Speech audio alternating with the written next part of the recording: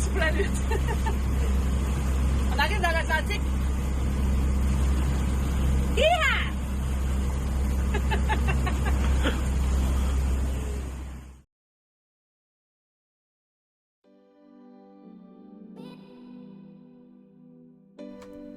La semaine dernière, on s'est laissé lorsqu'on sortait de l'Inlet, pas loin de Wilmington, direction la Floride.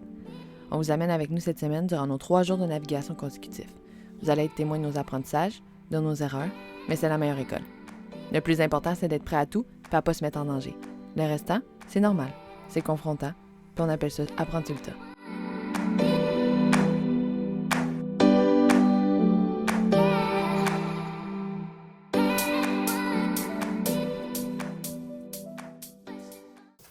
Ça? Ça a été une réparation que tu as fait 24 heures. J'ai pris du fil qu'on avait, mais pas étamé, pour se dévanner, puis 24 heures. 24 heures dans l'eau salée.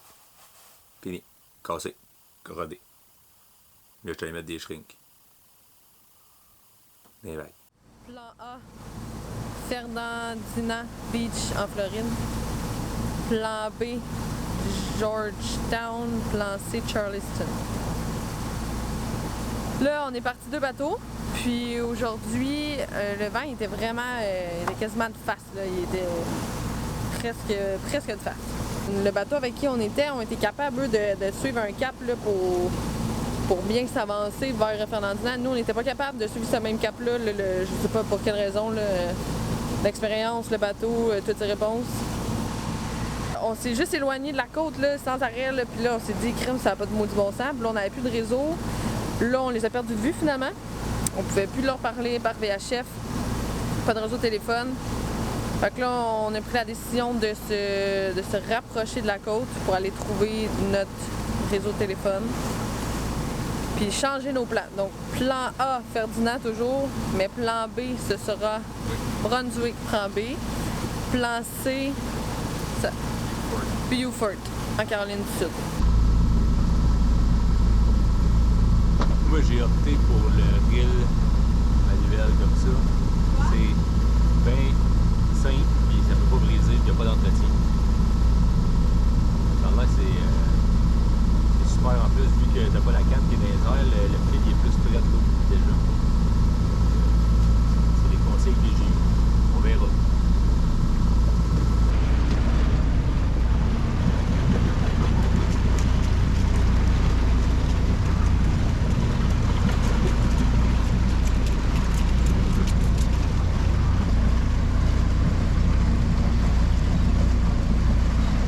Déjà pogné un poisson? Non. Je l'attends. Je l'attends patiemment. Ciao!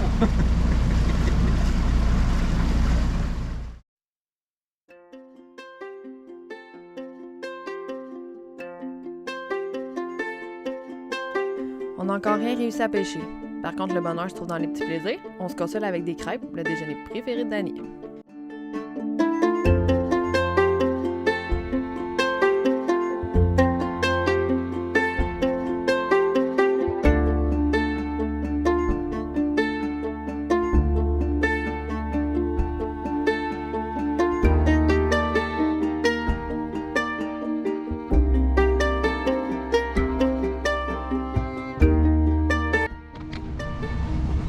Jour 2. Il est présentement 10 h du matin. Puis pas vraiment de vent. On a réussi à faire un petit peu de voile cette nuit pour économiser le gaz parce que ça demande beaucoup de gaz de se rendre faire 3 jours s'il n'y a pas de vent. À 3 jours de moteur, on va être short en temps.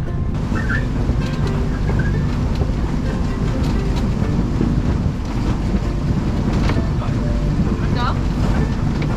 Encore?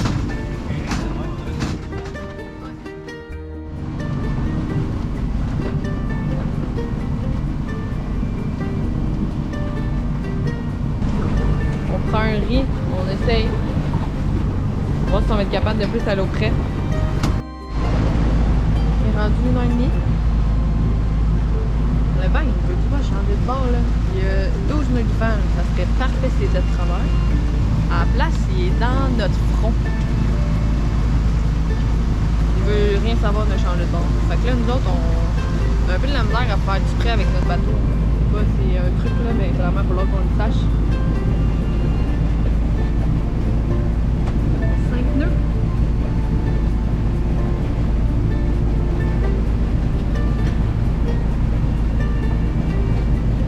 Danny est parti se coucher. Alors, c'est moi qui prends le garde. En espérant que je fasse ça le plus longtemps possible. Il y a de l'air à blanc mouillé. Pas nice.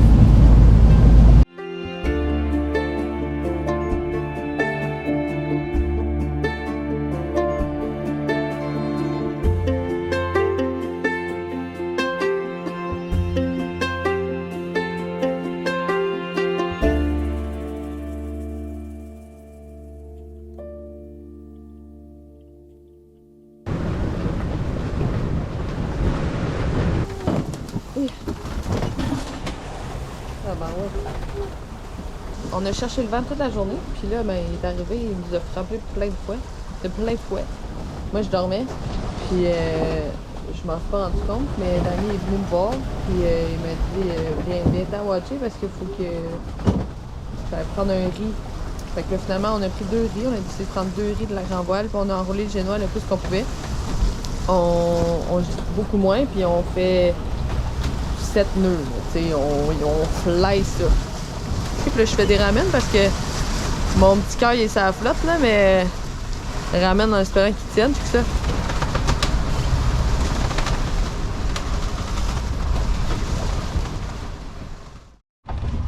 Pour la sécurité en mer, il y a 1000 choses qui existent, puis on peut facilement s'y perdre. Il faut que tu y ailles avec ton budget, puis ce que tu as réellement besoin. Nous, on savait qu'on n'allait pas être en mer, on n'allait pas faire une traversée, puis qu'on n'allait jamais vraiment être à plus que 30 000 des côtes. Fait qu'on a décidé d'acheter des choses qui vont nous empêcher de tomber en mer. Fait qu'on a acheté ce gilet-là qui a un harnais intégré. Comme ça, on peut toujours s'attacher au bateau. Puis moi, je suis attachée à la ligne de vie ici.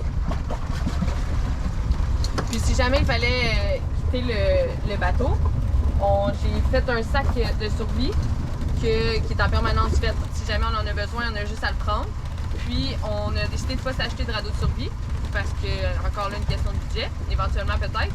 Mais là, présentement, c'est seulement le dinghy. Fait qu'on se fait des plans de match. C'est sûr que dans le meilleur des mondes, on veut pas avoir affaire à ça. Mais si on a à quitter le bateau, on prend le dinghy, on prend notre sac, puis on a tout ce qu'il faut là-dedans pour survivre 2-3 jours en mer facile. On n'est jamais vraiment loin, là, mais au cas où, on ne sait jamais. Alors voilà pour la sécurité.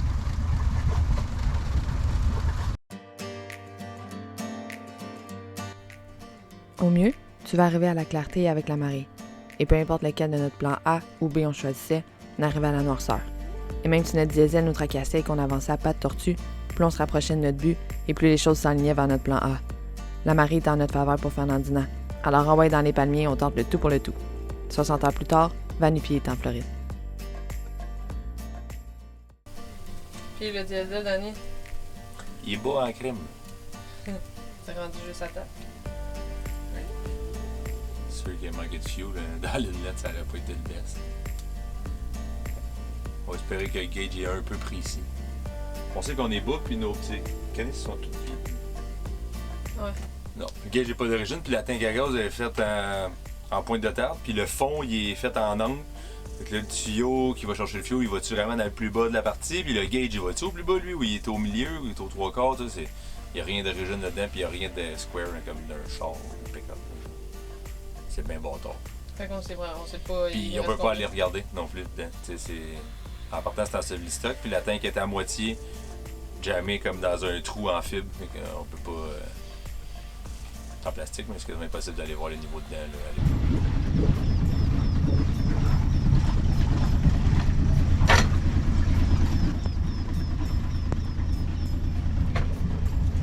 C'est ancré tout près hier. Tout près du channel, là, en fait, il y a une inlet. Une inlet, c'est le chemin que tu prends de l'océan dans les côtes. Puis, quand on est arrivé à Fernandina Beach hier, on a trouvé un ancrage là, vraiment tout près. Là. Fait qu'on voit les bouées. C'est vraiment bien balisé là, quand on rentre ici. L'inlet de Fernandina est très très bien indiqué.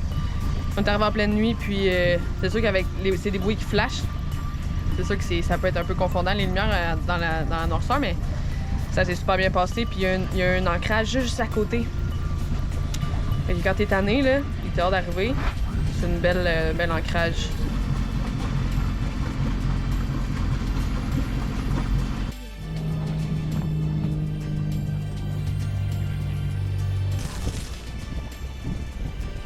L'eau salée, ça se faufile partout à la vitesse de l'éclair.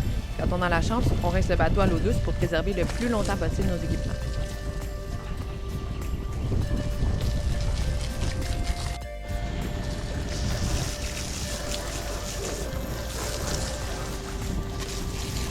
La semaine prochaine, aussitôt arrivé, aussitôt parti pour rejoindre nos amis Alécos et Jimbo pour une belle soirée à un quai municipal. Ensuite, une autre navigation en mer vers Sainte-Augustine nous attend. Hawaï à chaleur. Si vous avez aimé notre vidéo, cliquez sur j'aime et abonnez-vous à notre chaîne pour continuer de nous suivre dans notre aventure. À dimanche prochain les chums!